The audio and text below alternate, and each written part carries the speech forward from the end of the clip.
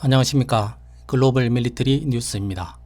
2023년 5월 6일자 우크라이나 전향 뉴스 전달하겠습니다. 오늘 뉴스는 먼저 우크라이나가 러시아 본토를 대상으로 한 적극적인 드론 공습 내용과 볼레다르에서 우크라이나군이 공세를 펼쳤다가 러시아군의 대응으로 물러났다는 내용이 포함된 5월 4일과 5일의 우크라이나 실시간 교전 상황을 전달합니다. 다음은 러시아 국방부 1일 전황 브리핑으로서 우크라이나군의 수호이-25 공격기 2대가 격추되는 등 평소에 비해 꽤 많은 손실을 기록한 우크라이나 손실 현황 등이 들어가 있습니다.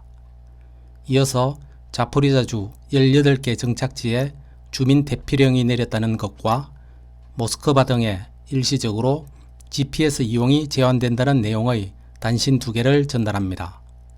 마지막으로 어제 바그너 그룹의 예브게니 프리고진이 바흐무트를 철수하겠다고 선언한 이후 체첸 공화국 부대가 바흐무트를 이어받을 수 있다는 등의 후속 내용에 대해 전하겠습니다.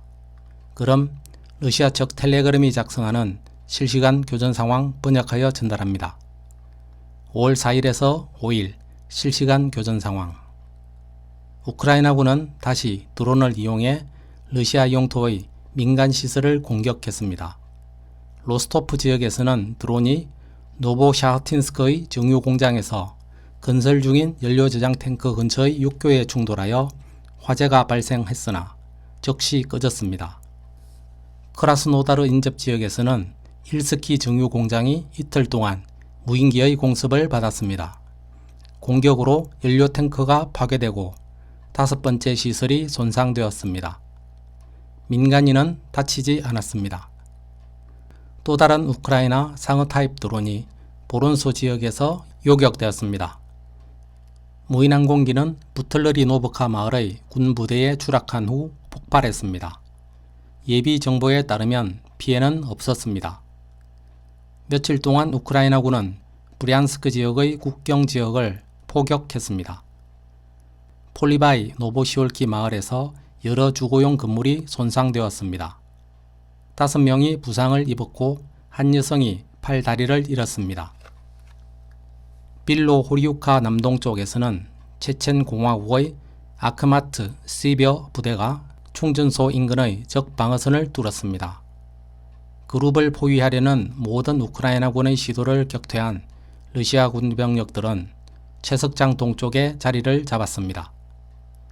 바흐무트의 서쪽 외곽에서 바그너 PMC 돌격 그룹은 주거 지역에서 계속해서 싸우고 있습니다.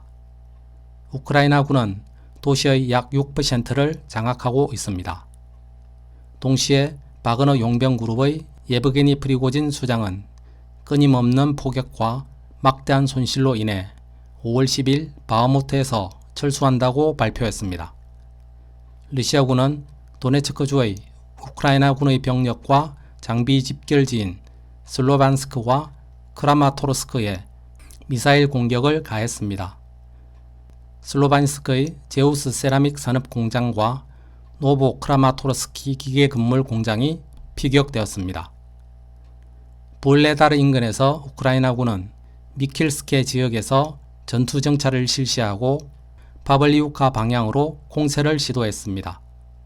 러시아 부대는 모든 적의 공격을 물리쳤으며 우크라이나군은 손실을 입은 채로 원래의 라인으로 후퇴했습니다. 러시아군은 우크라이나군이 장악하고 있는 자포리자의 군사시설에 연속적인 표적 공격을 가했습니다. 쉐브첸키프스키 지구의 우크라이나군 집결지에 공격이 가해졌습니다. 이상 러시아 측 텔레그램이 전하는 5월 4일과 5일의 실시간 교전 상황이었습니다. 앞의 내용에서 보시다시피 우크라이나가 드론을 적극적으로 활용하여 러시아 본토를 공습하고 있습니다. 러시아 국방부는 5월 2일 16대, 3일 14대, 4일 14대의 우크라이나 무인기를 격추하였다고 발표하였는데 격추되지 않은 드론과 집결되지 않은 드론을 포함하면 우크라이나는 이보다 훨씬 많은 최근 평소에 비해 꽤 많은 드론을 공습에 이용하고 있습니다.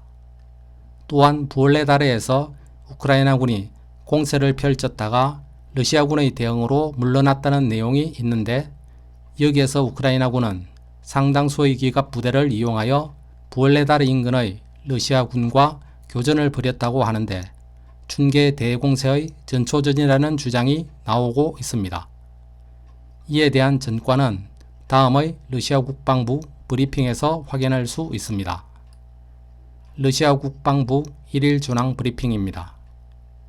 러시아 국방부 특수군사작전 진행 상황 보고 2023년 5월 5일 쿠판스크 방면에서는 서부 집단군 부대가 하르키우주 두브레추나이아, 아이바노브카 및 크라크말로이 인근의 우크라이나군을 무력화하였으며, 3개의 우크라이나 사보타주 및 정찰 그룹을 하르키우주 신키우카, 팀키우카 및 베레스토보이에서 격퇴하였습니다. 우크라이나군의 손실은 최대 95명의 군인, 8대의 장갑차, 8대의 자동차, 한문의 아카시아 자주포 및 한문의 미국제 M777 견인 곡사포였습니다. 또한 우크라이나군 제127 영토 방어여단의 탄약고 한 곳이 하르키우주 오흐르트 소보에서 파괴되었습니다. 크라스니 리만 방면에서는 중부 집단군 부대가 루간스크주 넵스케와 도네츠크주 토르스케 및 세레브리앙카의 우크라이나군을 무력화하였습니다. 우크라이나군의 손실은 최대 65명의 병력, 1대의 장갑 전투차량, 1대의 픽업 트럭, D-20 및 D-30 곡사포였습니다. 또한 루간스크주 페트로버스코이 근처에서 우크라이나군 제66 기계화 여단의 포탄 탄약고 한 곳이 파괴되었습니다. 도네츠크 방면에서는 돌격 분대가 바흐무트시의 서쪽 부분의 적들에 대해 공세적 활동을 계속합니다. 공수부대는 측면에서 적의 반격 시도를 방해하며 돌격 분대를 지원하고 있습니다. 남부 집단군 부대는 도네츠크주 칼리노브카와 크라스노이 인근의 우크라이나군 병력과 장비를 무력화하였습니다. 러시아군은 우크라이나군이 샤시브야르에서 바흐무트로 탄약과 비축물자를 수송하기 위해 사용하는 다리를 파괴했습니다.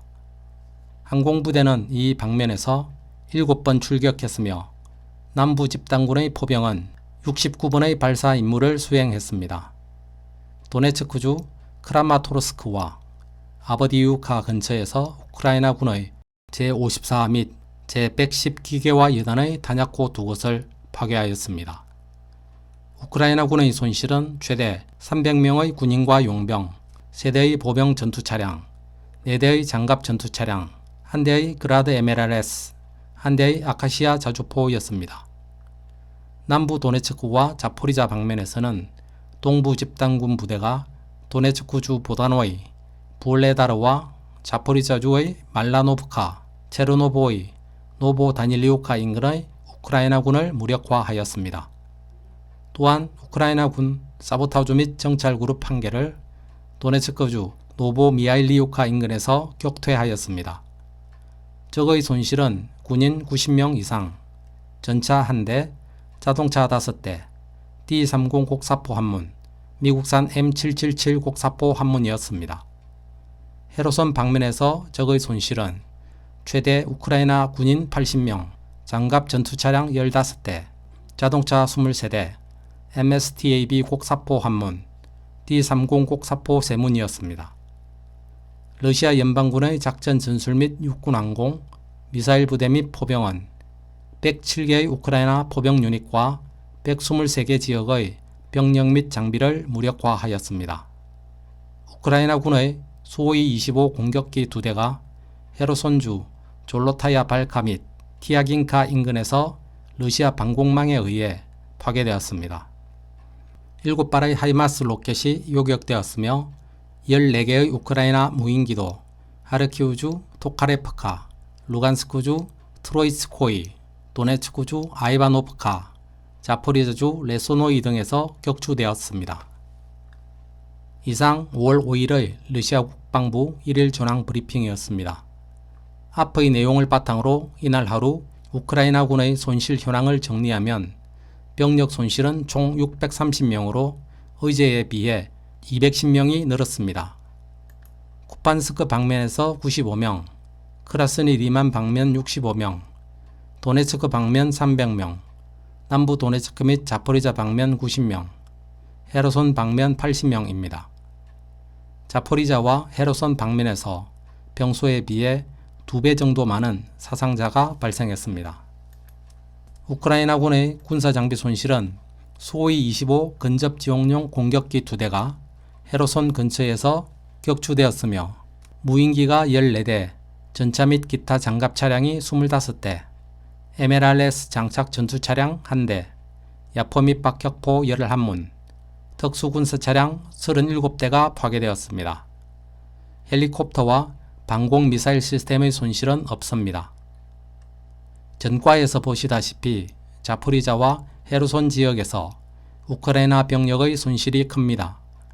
근접 지원용인 소위 25 공격기가 격추되었다는 것은 해당 지역에 지상군을 지원하기 위해 출격하였다는 것으로서 지상군도 함께 기동하였다는 뜻이 됩니다. 자포리자와 헤르손 지역에서 우크라이나군의 활동이 확대되고 있습니다. 또한 전차 및 장갑 차량과 특수군사 차량의 손실이 꽤 컸는데 이는 도네츠크의 부엘레다르 전선에 우크라이나 기갑 부대 기동에 따른 전과 내용이 다수 들어간 것이라고 합니다. 다음 단신 2개 전하겠습니다. 단신 첫 번째로 자포리자 주민 대피령 관련 내용입니다. 자포리자주의 예브게니 발리츠키 주지사 대행은 자포리자주 18개 정착지 주민들에 대한 대피 명령을 내렸습니다. 해당 지역은 티모쇼보카, 스미르노브, 타라소브카, 오를յան스크, 몰리찬스크, 에느고다르, 폴로이, 로조소브카 등으로 대피 명령 발령 이유는 우크라이나군의 대공세가 며칠 또는 몇 시간 내에 시작한다는 정보를 입수하였기 때문이라고 합니다. 또한 베르단스크에도 대피령이 내렸고 수십 대의 대피용 버스가 동원되고 있다고 합니다. 자포리자는 우크라이나의 춘계 대공세의 출발지로 가장 가능성이 높은 지역입니다. 다음은 단신 2번째로 우크라이나군의 공격에 대비하여 모스크바 등 러시아 일부 지역에 GPS 방해 전파를 실시해 GPS 이용이 당분간 중지되었다는 내용 전달합니다. 모스크바를 포함한 15개 지역에 위성 위치 측정 및 항법 시스템 GPS 제밍 전파 방해가 실시되고 있습니다. 지역별로 제밍 기간은 다르지만 모스크바의 경우 5월 10일까지 차량 공유 서비스가 중단된다고 하는 것으로 보아 5월 10일까지 GPS 이용이 어려운 것으로 보입니다.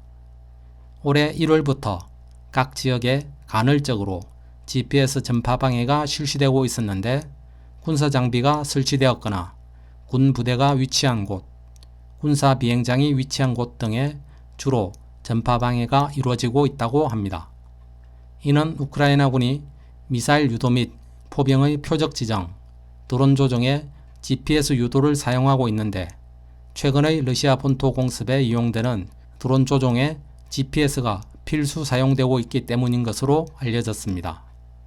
러시아에는 미국이 제공하는 GPS와 함께 러시아 자체의 글로나스라는 위성항법 시스템 등을 겸용으로 이용할 수 있지만 정확도가 GPS가 높아 GPS가 제한될 경우 다소의 불편이 있을 것으로 예상됩니다. GPS 및 러시아 글로나스 위성항법 시스템에 대한 자세한 내용은 글로벌 밀리터리 뉴스의 GPS 개요 및 전세계 위성항법 시스템 GNSS 현황, 러시아 글로나스, 중국의 베이드우, EU 갈릴레오, 인도 IRNSS, 일본 QGSS, 그리고 한국의 GPS를 참고하시기 바랍니다. 그럼 마지막으로 바그너 그룹의 예브게니 프리고진이 바흐무트를 철수하겠다고 선언한 이후 후속 내용에 대해 전달하겠습니다. 먼저 어제의 상황을 간략히 말씀드리면 5월 5일 바그너 그룹의 예브게니 프리고진은 방금 전투 중 사살된 것으로 보이는 바그너 용병 수십 명의 시신 앞에서 러시아 국방부 장관 및 총참모장의 이름을 거론하며 바그너 그룹에 탄약 등을 지원하지 않고 의사 전달 채널마저 끊었다면서 거친 욕설을 퍼부었습니다. 또한 그 직후 프리고진은 바그너 그룹 부대원들을 대동하고 나타나 탄약 부족 때문에 무의미한 죽음을 맞이할 수 없어 2023년 5월 10일부로 바흐무트 전선을 러시아 국방부로 이관하고 떠날 것이라며 성명서를 발표하였습니다. 이에 대해 러시아 대통령실 대변인은 노코멘트 하였고 국가두마 대변인은 바그너 그룹이 명령에 복종해야 하며 독단적으로 움직여서는 안 된다고 비판한 바 있습니다. 이후의 후속 내용입니다.